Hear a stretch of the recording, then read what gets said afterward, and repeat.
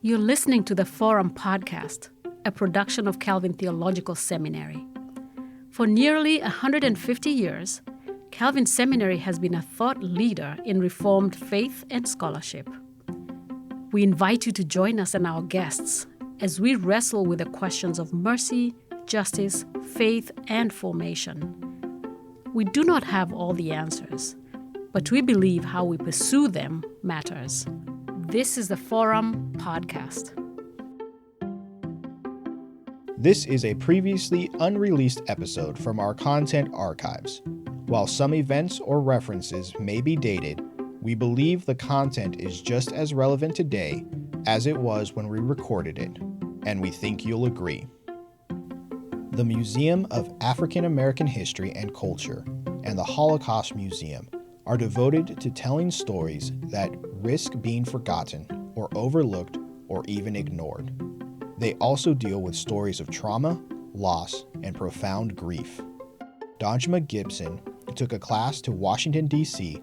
to see these museums and wrestle with questions about oppression and suffering in a class entitled Pastoral Theology at the Margins. Gibson is Professor of Pastoral Theology, Care, and Counseling at Calvin Seminary. He sat down with Geoff Vandermolen, Director of Vocational Formation and Co-Director of the Doctorate of Ministry program at Calvin Seminary.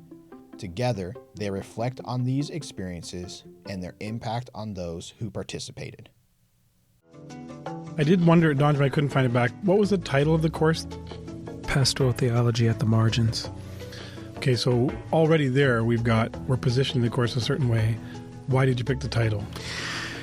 Yeah, that's a great place to start. In some ways I am challenged by that title, Pastoral Theology at the Margins, because I believe that there should be nothing distinct about any pastoral theology that we are conceiving. And so I struggled with that, whether or not, the question you ask is, what am I teaching in that class that I should not be teaching in Foundations or the regular introduction of pastoral theology? And my question is, nothing. That being said, given my context in what I was trying to achieve, I put that in the title at the margins to alert students and to alert the community that there was something distinctive about this course and the course objectives that we were targeting. So do you think that distinctiveness, I felt it as a participant, but do you think that distinctiveness is unique to here, to this place? Like, if we took that course to Garrett or to Morehouse and did a similar trip, would it be called Pastoral Care at the Margins, or would the title be different? Like, how much of that is context to here? Some, not all. There may be some schools out there, or some communities, some churches, where that is normative. I think in other traditions, and that is not exclusive to Calvin, where, pastoral theology has been conceived more so in isolation, or has been traditionally conceived within a culture.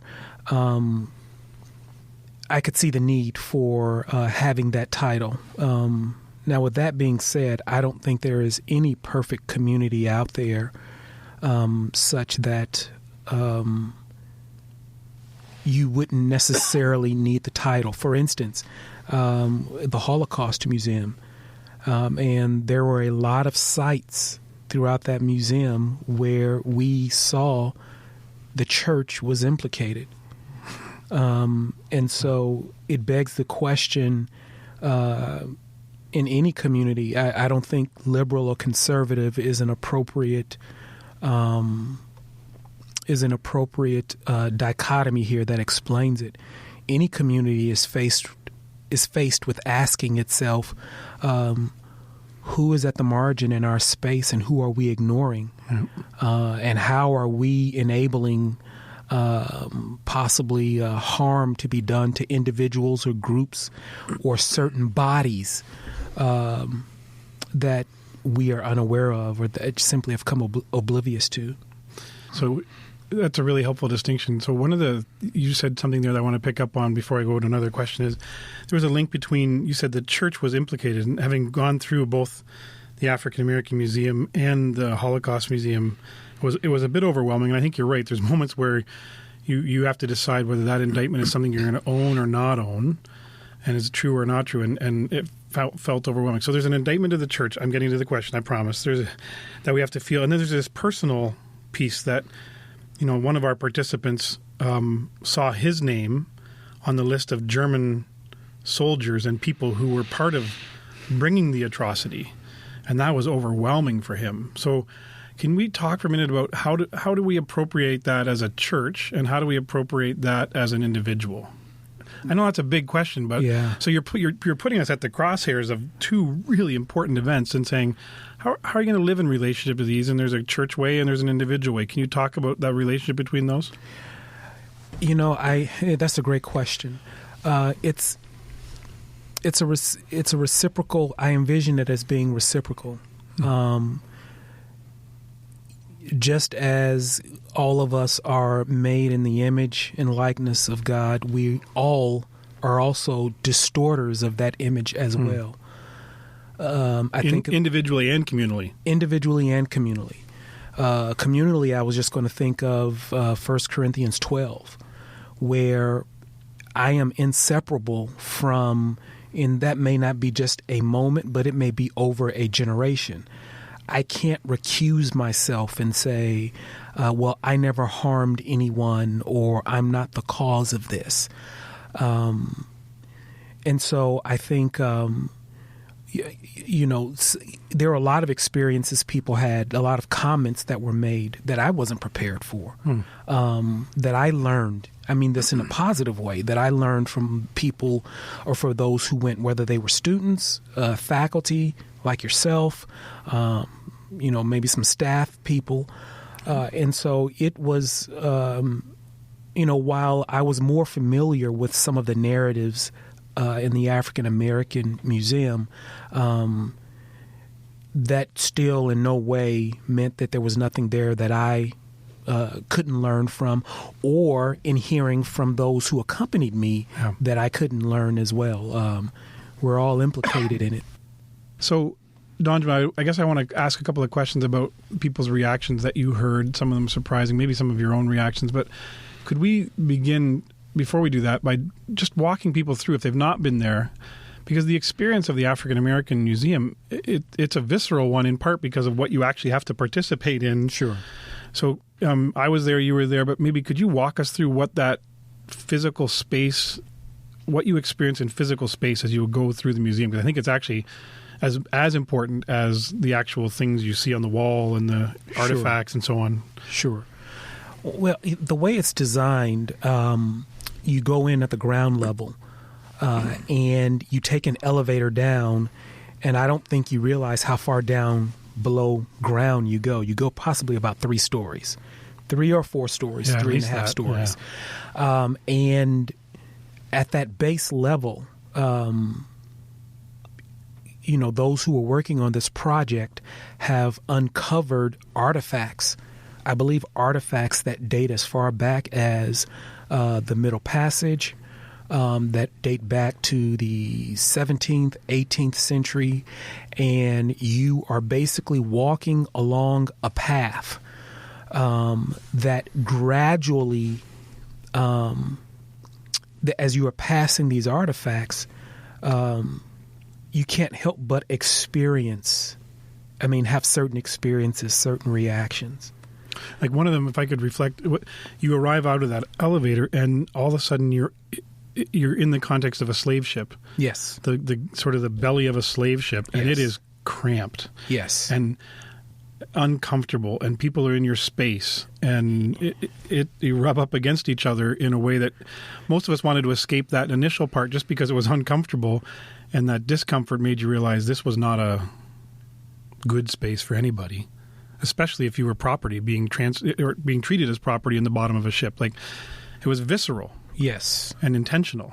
Yes. What was that like for you? I mean, for me, it was visceral, and I actually ran ahead of my wife who stayed there. Yes. Because she wanted to see it, and I was like, I need to get out of here. and I had to go back. What was your reaction the first time you went through that? It wasn't as visceral as I think you are describing it, such that I needed to immediately get out. But at the end of that path where you get back to the ground level, as you're exiting the basement area, you exit with Michelle Obama and Barack Obama's outfit that they wore, I guess, at their first inaugural. So you start with the slave ship, you exit. However, when I exited, I was exhausted. Okay.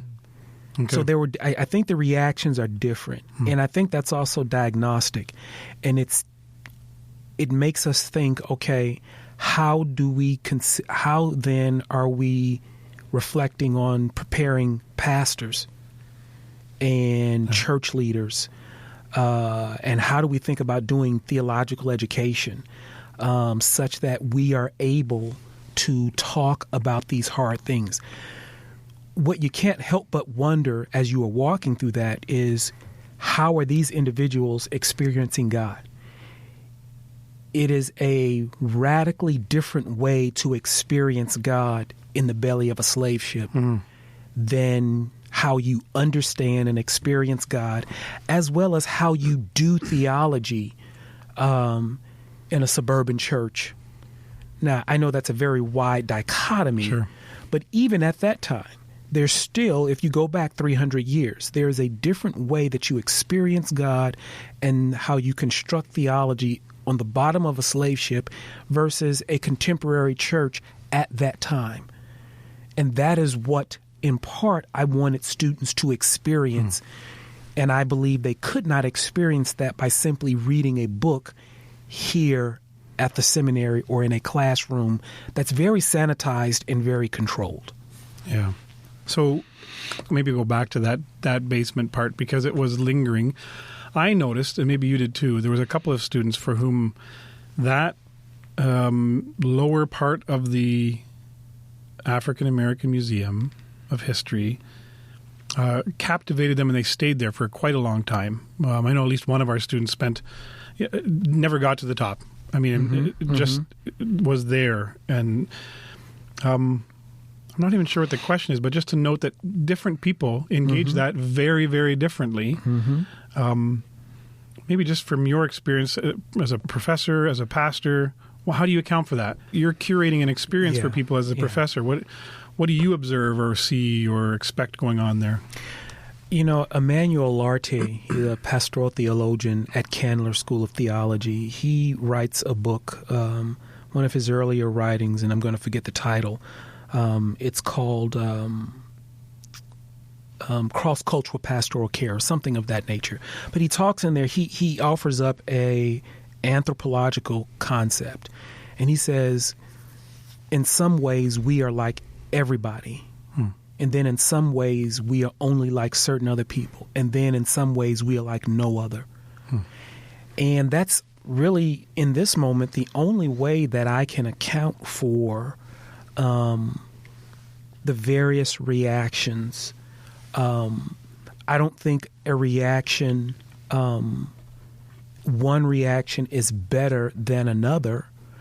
But I think it is important that in theological education we pause and say, okay, what's happening? Why am I feeling this way? Why am I responding or reacting this way? What is God speaking to me? How is the Spirit moving in this moment? And I think that is something, when we talk about how is the Spirit of God moving in our studies, that is just something that we don't talk about a lot. And what I appreciate in your pedagogy a lot, how you ask the question and you compel people to ask, what is the Holy Spirit saying? In addition to reading the book, yes, the Holy Spirit can be a part of your study, of your pedagogical engagement.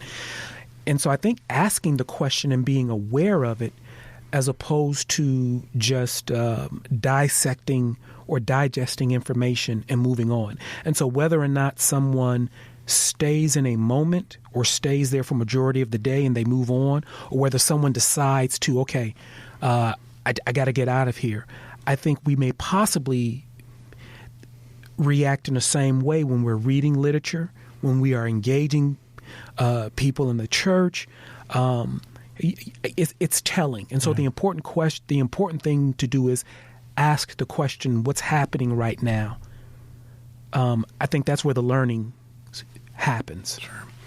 Now, for a whole bunch of when we think about the people that were, the constitution of people that were there with us, there was faculty, there was students, there was people taking it for audit, people taking it for credit, but with the exception of you, what everyone had in common was we were all white, right? And I don't know, again, thinking through the question, because we want to press in. I've heard you say numerous times in your teaching and with students, I'm paraphrasing, I'm probably not going to get this exactly right, something like press into the places that give you the most amount of discomfort, because that's where you will experience learning, you'll experience growth.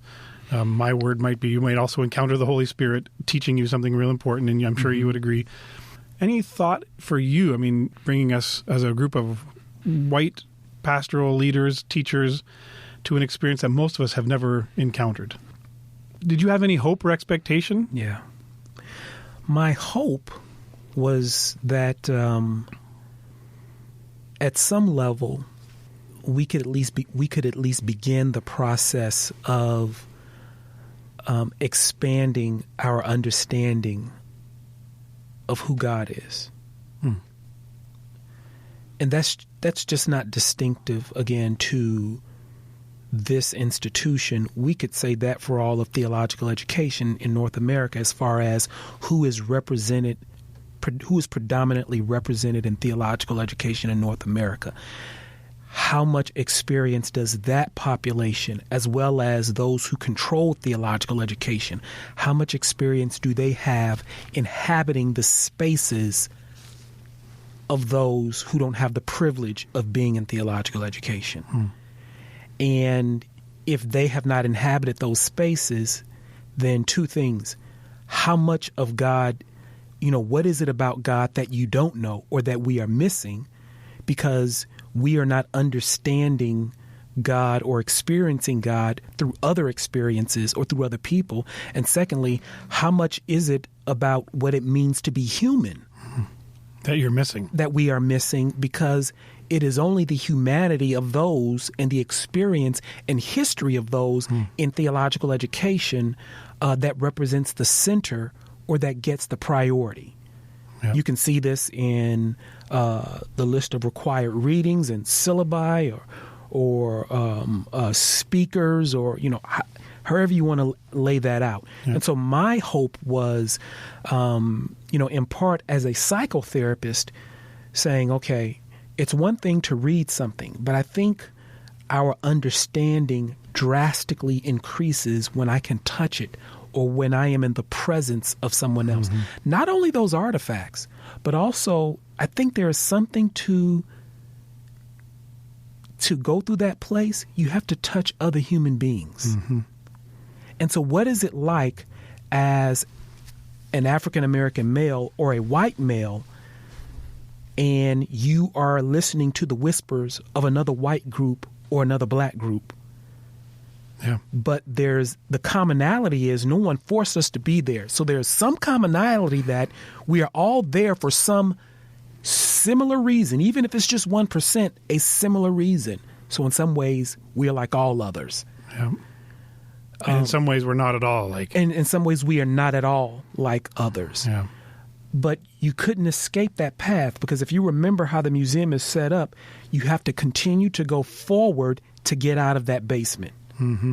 Even if you say, I'm not going to look at anything else, I'm just going to continue to follow the exit signs, it may take you about 30 minutes to walk out.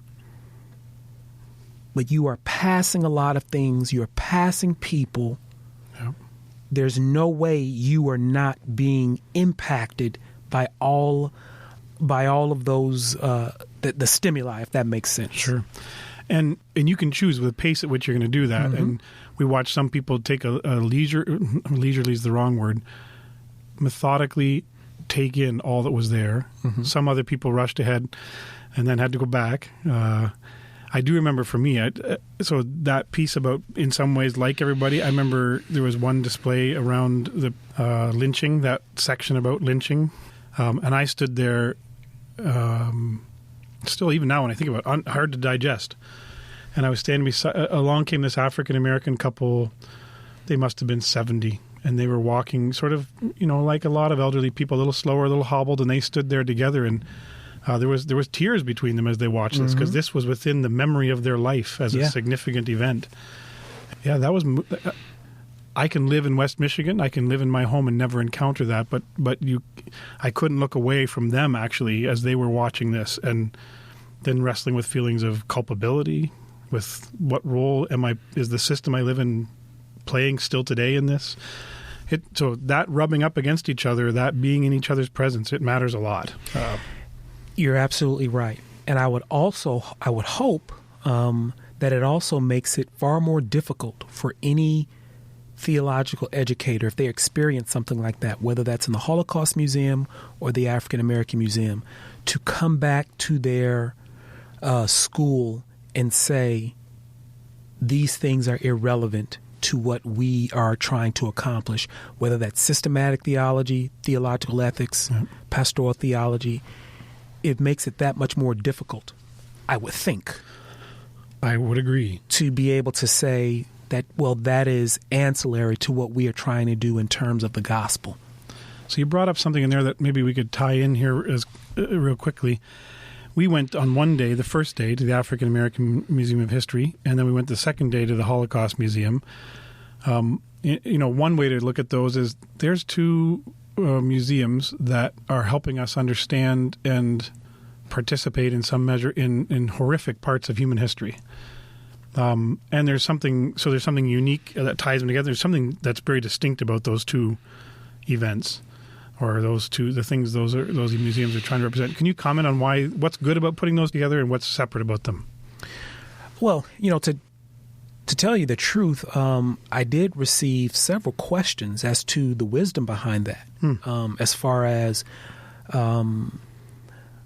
whether or not that would be too much for people to take in one trip. Yep. In hindsight, I'm glad we still did both. But in hindsight, if I had to do it again, I would add a free day in between. So instead of doing one museum one day and one the next day, if we're going to go, let's just plan the time and have a downtime day, separate conversations, things of that nature in between. I think in terms of the African American Museum, that conversation in the United States between black people and white people, I'll just be as frank as possible. It is a conversation we don't like to have, and it's very easy to dismiss it. Now, I think it's less easy when you are there. It's easy to dismiss it. The Holocaust Museum, we're talking about something that is not even 100 years ago, that is just a generation ago. And we are seeing very distinct, in both places you can see where the church is implicated, but there's something about the contemporary nature of what occurred and so many people being destroyed in such a short period of time, millions within a decade. And even within that decade, or even within 12 years, the amount that, there is a skewing where there is a preponderance of them killed later on than earlier, and how the church is implicated. It's amazing to me how we can talk about Bonhoeffer or Barth and we can talk about their theology, but not talk about the context and the horror in which their theology was constructed. How we do that in theological education, I don't know, but we can do it. And so there's I'm sure this is by design with Smithsonian. There's a similar effect. You get in this elevator, you go to the top. The elevator, I think, is designed to reflect, how they may have looked in one of the camps. Yep. As soon as you get off, they have a full body-size picture of what the Allied soldiers first witnessed when they opened the gates to Auschwitz. And so now here's what's happening. Here's how I'm thinking as a psychoanalyst. The crowd is stuck there. and the elevator is still bringing people up. And so what is that all about? What is that shock all about? One of the things, Geoff, that I bring up is in my book that was recently released. We talk about the Last Supper, where most people, when we talk about the Last Supper, we talk about the supper he had before his disciples. Before he was killed. Yep. I suggest in that text the Last Supper is really after, when he appeared to them on the beach, and they were questioning, and he said, "Well, give me something to eat." Mm-hmm. And one of the comments he makes is, "You want to believe it's me? Put your hand in my side." There is something about how we sanitize biblical theology and theology, Bible, whatever you want to call it, such that we take away the grotesque. But it was the grotesque where Jesus did his best work. He could have come back, I believe, in any way. But he said, if you're going to be in communion with me, here I am. You can't take away the scars from the night that I was murdered.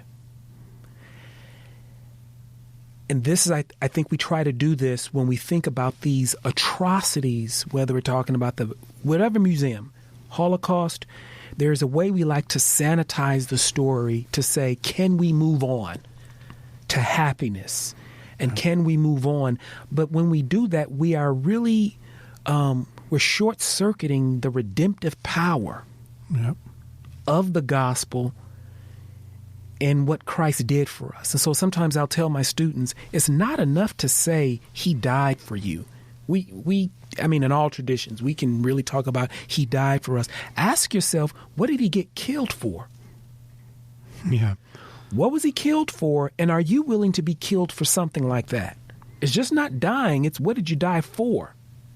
What was he killed for? I'm just saying the rhetorical question. Yeah. And I'll also, when I ask that question, I'll tell him, don't tell me he was killed for my sins, because you're not going to find that anywhere in the Synoptics. You're not going to find that in John. You're not going to find where a soldier said, you know what, Jesus, we hate to do this, but we have to do it. That's not what they told him, because we need you to die for it. No, he did something. Yeah, well, and especially the Gospel of Mark. The Gospel of Mark's very, very clear that Jesus died because he was upsetting a lot of people, and it was better to silence him than anything else. And a lot of times I say, instead of saying that, say murder. Yeah. Say execute. Yeah. Now think of Bonhoeffer. See, I wanted to sanitize it there a little bit. Silence is a nicer word than murder. Yes. All right. This is what... Dirty up the gospel. Or at least live it as it is. Live it as it is. Yeah. Can I, because you brought this up, I wanted to see if we can tie this. I know, I do know your book. I've seen your book. And I know that a lot of your theological background comes around an expertise as a psychologist also comes around areas of trauma. And so it's not surprising that this part of the conversation happens. But you also talk about Frederick Douglass in your book, and Frederick Douglass is...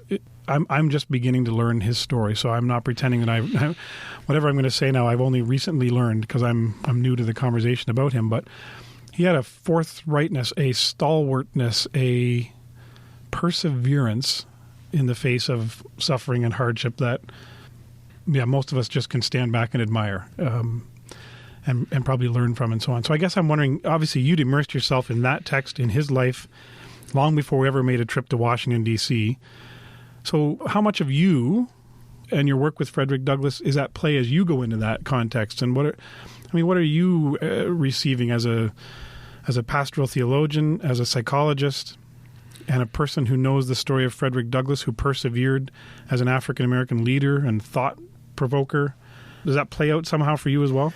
I think so. I think you would agree with this, whether you're talking about a final Doctorate of Ministry project or a PhD dissertation. We're all working out our stuff in those projects to come up with some type of... Or preaching on Sunday morning. Yeah, we're working out our stuff. Whether it was going to the museums or designing that course or the book project, it was just a curiosity, a drive to understand how did these individuals encounter God in the midst of unthinkable suffering. Mm-hmm. And how does their understanding and experience of the faith, how does that speak to us today? You know, sometimes I tell younger people, no matter how you may look with suspicion on tradition, 2,000 years still has you beat. How did they, you know, God just did not come on the scene today. How are these individuals understanding the faith when it was used to justify genocide and suffering? How do we understand some of the traditional theological categories? How do we talk about soteriology in the wake of the Holocaust or African American or the Middle Passage or slavery? We don't talk about this enough. How do we talk about soteriology or pneumatology in the wake of 20th century genocides? How do we talk about? And so instead, we like to talk about these categories in a sanitized context outside of human experience, and then those who have been victimized by it, we invite them come into our sanitized, safe understanding or our safe God talk. And this is what we want you to buy in, because we don't want to worship a Savior that says, okay, put your hand in my wound. Yeah. That's the Savior I am. And so for me, whether it was the book project, that was that on my mind, or that's a part of me as I'm formulating this class, as we are going to DC. What can we learn or know about God that we don't know by staying in our place or in our safe space? And then what else do we understand about what it means to be human? Yeah. I think another trigger point at the Holocaust Museum was to stand in front of thousands of shoes. Mm-hmm. These are not replicas. Yep.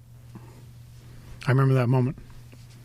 And I had a student who asked, I think, a very provocative question that's not a safe question to ask in certain places.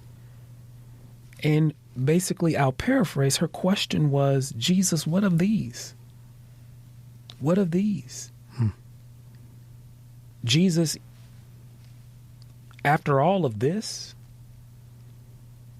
will you turn your back on them on the other side of the eschaton if they have not subscribed to how we understand the faith or soteriology? What of these? Yeah.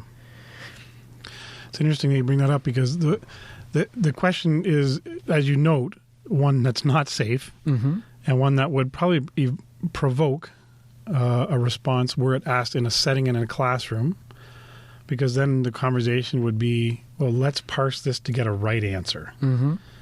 But in the face of the shoes at the museum, you know, it seems to me the wise response is just silence and uncertainty.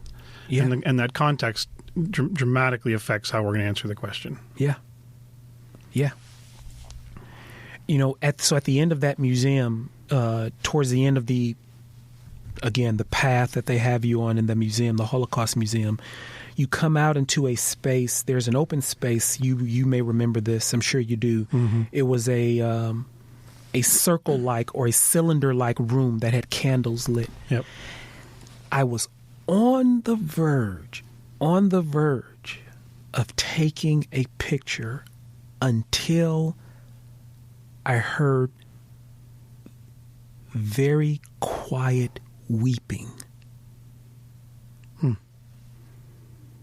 And then I said to myself, Danjuma, how dare you? this is a exhibit for you, but for someone else, it is holy ground. Yeah. And so, I think, and this is, you strive to do this, and I think in your courses where you travel a lot with students, you have to get outside of these four walls with your literature and the other symbols we use. It's not an abandonment of that. That's why I don't like the word practical application people use, because it assumes you're not an intellectual. No, you're not telling your students, bring your intellection, but intellection falls woefully short if you're not touching spaces and bodies and territories. Yep. I don't see it as being any different than when you're saying, let's visit a church plant in the southern part of the U.S. and let's visit a church plant in another country, in Canada. Yep. Context changes. Context changes. So I think the important question, that comes out of at the end of, not that we've in any way, parsed the entire trip and all that we need to do, but I guess I wonder at the end of it, you say, okay, great experience. For those that went, as a next step, my wife has said, we have to take our kids there.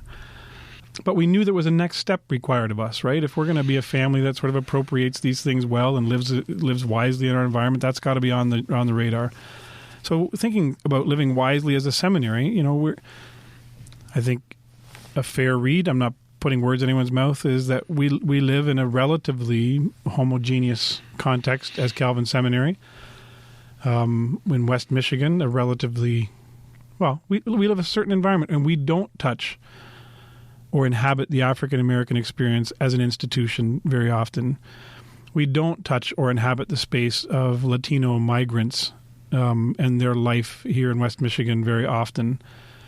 And if I hear you saying correctly, by not doing so, we're missing out on some understanding of the gospel, by some understanding of who God is, by some of the activity that God does in this world, and we're shortchanging ourselves, truncating the gospel in some measure.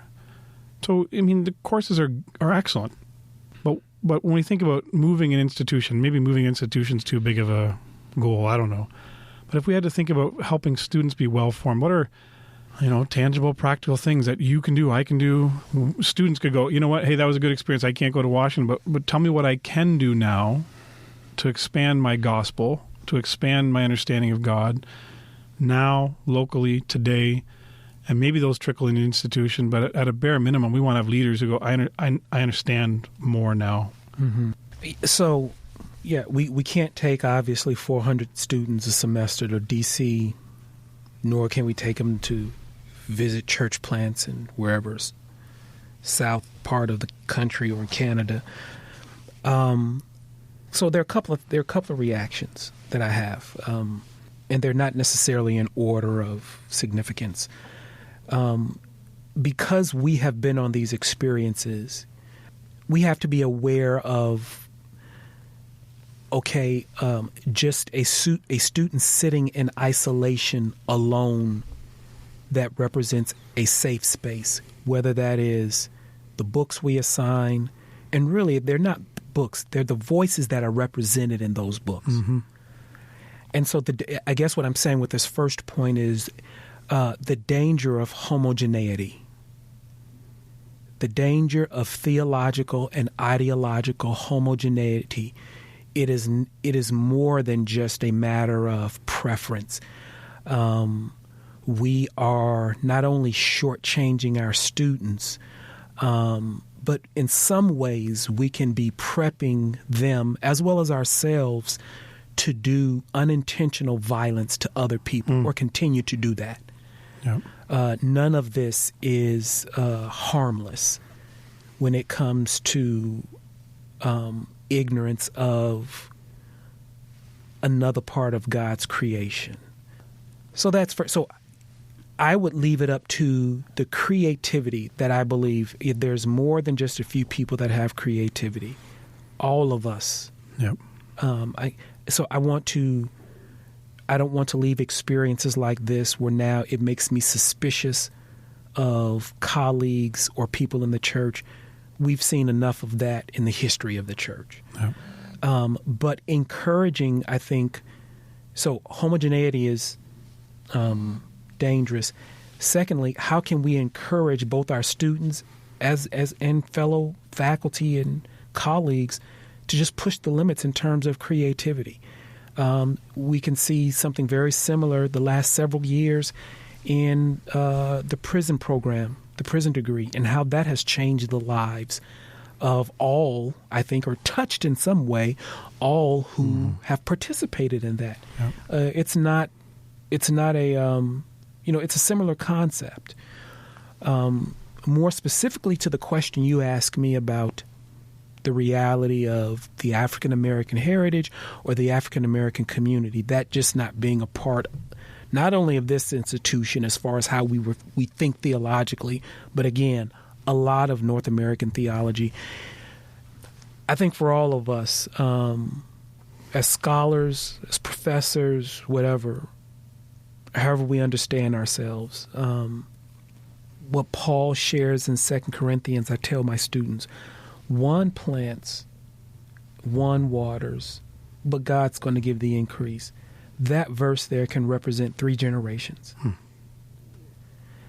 And this was one experience, this class, but I am also aware within myself that anything that I do, it's not about changing structures. It's just a drop in a bucket that a lot of people are going to have to contribute to over a lot of time. And if I focus too much on the big picture, I'm going to miss the precious people that are in my class, or I'm going to miss you. I'm going to miss the real people that God has placed in my life. And so we have to acknowledge, anyone has to acknowledge, all of us are sinful and falling short. Narcissism can take over. It's like, okay, I want to change the world. We've been dealing with this for thousands of years. Structures of evil, yep. God talk, the gospel. I mean, Jesus dealt with it. The question of what got him killed. So in the particularity of the moment, we can't have travel courses every semester, but when we do, how do we make it better than the last one? What did we learn? What are we learning from our students? How are we preparing them not to just be people who can memorize or regurgitate information, but are we preparing them to be people to ask questions? Yep. To be people that transgress, as opposed to simply being people that cooperate with systems that have been in place for centuries. That's what I'm thinking about as I leave these museums. What little thing am I doing to make sure, or at least add to the likelihood that this won't happen again? Sure. Or that we will be able to identify the Holocaust that is in our midst, possibly, but that we are ignoring, similar to other people. I mean, you can talk about a prison industrial complex. You can talk about immigration, a lot of things. Yep. Have the same feel and feature. That our children can look back 70 years from now and say, okay, where was Professor Gibson? Where was Professor Vandermolen? We know they had an interview. What did they do after this interview? Yeah. Boy, I feel a little indicted by your question, so I'm paused. So coming up in, is it Georgia? Alabama? Montgomery, Alabama. Montgomery, Alabama is going to be the Lynching Museum. Yep. And display. Yep. I've seen the previews for it. I mean, I'm sure you have too. So the simple question would be, is there another course, and would that be something we could anticipate, right? Because that would be I'll admit I would want to go because I'd want to learn and experience, but I would also have a certain amount of dread about it. I just will acknowledge, but we can't do it every semester. But what about, would that be something that you think would be helpful? I think that falls into the category of a lot of things. There was, I think there was a Native American museum in Washington, D.C. Yeah. Yes, that absolutely falls into what we're talking about.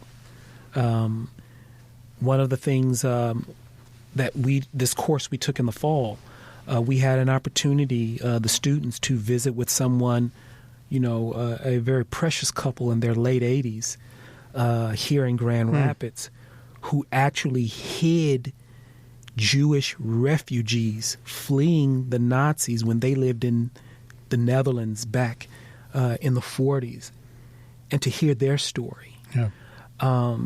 So whether we are talking about this lynching memorial, a Native American museum, what people in our community may refer to sometimes as the Dutch resistance, I think there's a larger question of, okay, what are these things, what are these narratives or stories telling us that we have so easily come to ignore? Sure. And that's very ironic in Reform hermeneutic. It's very ironic. I was in a class, a couple of weeks ago, and someone asked the question. They said, okay, Professor Gibbs, we were reading a text, and this is mental health, but for some reason this author, to talk about pastoral care and mental health, wanted to also use liberation theology as a bedrock to think about those who are marginalized in mental health. And one of the students said, that seems nice, but, he said, I don't know about that. And I said, before Gutierrez or before James Cone, was not John Calvin himself the first liberation theologian when you think about the community that he was writing for? Yeah. They were a refugee community. And he himself fleeing oppression. So I think what you're talking about, whether that's the lynching museum or memorial, we have to think about new categories that traditional theological education has ignored. What are these new categories to help us better think about this here? So let me try to rephrase that, because I want to maybe put a little nuance to it, if I could, and tell me what you think about this. One way to say what you just said is to say this is not merely or only a black and white thing for us as an institution, or for us as individual followers of Jesus. This is about being actively curious and learning about other traditions, experiences, even painful ones, because they're going to help us. Yeah. So I'm learning about the African American one, but we go to Canada. Right. There's a First Nations group of people who've been herded onto reserves and said, now stay there. Absolutely. We could adopt a posture of curiousness about other experiences that would just be helpful. In the words of a former professor who, in all of her gutsiness and audacity, she addressed the black student. So this was a course about pastoral theology and that you took, and that I took during my doctoral studies. It was pastoral theology and something called pastoral theology and radical evil, but the focus was on the civil rights movement. And she said distinctly to the African American students in the class, the civil rights movement was not about you. It wasn't about me.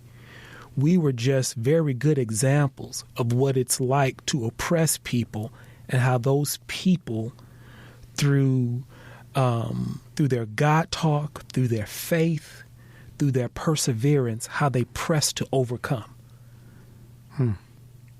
We were just very good examples that God used. Not that he wanted that to happen, but because it happened, he was able to use that experience. Yeah. And wise pastoral leaders will go over and say, let me listen to what happened there. Let me listen. Yep. Let me listen. And so whether you say it like she said it or whether you say it the way you just said it, this is not simply about black and white, and even the anxiety to deal with that we find in our community. But it's there. Yeah, it's there for sure. But we're still talking about something greater when we are talking about the evil and the sin that oppresses people, and the gospel mandate that we have to stand for righteousness. That's probably a whole other podcast, but I just want to, but I'll throw this out there. In some measure, don't you think that, so you try to think of what holds people so fixed as if their feet are in concrete there and go, I don't want to go over there and listen. I don't want to go and see that. Right? It could be, I'm scared, right? It could be, I don't want to admit that happened. It could be all sorts of things. I don't know if this is true or not, so I'm just throwing out an idea. But I wonder if sometimes one of the fears might be, what if the answers I've got don't amount to enough? And what if I go over and I listen to the African American experience and everything I've believed, or at least a good chunk of what I believe, falls apart? What am I going to do then? And over against that, I wonder if there's a call, that part of what you're inviting people to think through, and even you're not saying it this way, but call people to is have some confidence in the gospel and in Jesus and in the work of the Holy Spirit to work these things out when you pursue them, because the gospel's there and God's kingdom's there, and if you go there and listen, you'll hear something. It might require change, it might unsettle you, but the Reformed tenet of this is God's world. He's there. Go. Don't be afraid. Your answers might change, but you'll be fine. I guess I just think there's a fear piece to this whole thing that if we could name and put aside and go, stop being afraid, trust the gospel to be good enough, right? Your answers right now might be okay, but trust the gospel to be good enough to answer that question too, or that struggle over there. Yeah. I think you've both asked and answered your own question. Oh, I'm just wrestling an idea out. Sorry. You're saying, trust the gospel. I don't know the word. Yes, and I agree. The word that's coming to, or the phrase that's coming to my mind is trust that the gospel will hold you and that God will hold you. Yeah, there's a fear that your world is going to come apart and it's going to require change. It's going to require you to change in a way that's going to be very disruptive to everything that has propped up your sense of safety, security, and orderliness. That is the essence to me of Gethsemane. Okay, now you have to unpack that because I'm trying now. Well, I mean, Jesus wished for certain realities. If only Jesus, if God, there's some other way. If there's some other way. Now, again, we tend to limit that in a very evangelical mindset of obedience to die for my sins, but I think you need to expand that. God, is there some other way that evil is not going to take me out, that I can stand for right and evil not take me out? Is there some other way that I can stand for the least of these? And not pay the price. Yeah. That's what we want in this health and wealth prosperity gospel. So the prosperity gospel that we have shunned the poor with, I say with the rich, they have the entitlement gospel. Because they have the power to do something, they think God has ordained it. Both of us are fighting, both parts are fighting for a sense of safety and security. And in Gethsemane, from my read of the text, God does what he's very good at. He remains silent. What do you think?